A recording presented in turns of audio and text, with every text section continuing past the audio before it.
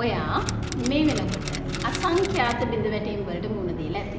ඒත් ආයෙත් නැගිටිනකන් වාගේ අම්මයි තාත්තයි බලාගෙන ඉන්නවා. ඒ බලාපොරොත්තු පිරුණු ඇස් වලට සාධාරණයක් කරන්න නම් ඔයා දෝත පුරා ඔයාගේ උපරිමය ලබා දෙන්න ඕනේ. ඒ ගමනේදී ඔයාට නිවැරදිම මාර්ගෝපදේශය ලබා දෙන්න බ්‍රිටිෂ් ඉංග්‍රීසි ඇකඩමි අපි සූදානම්.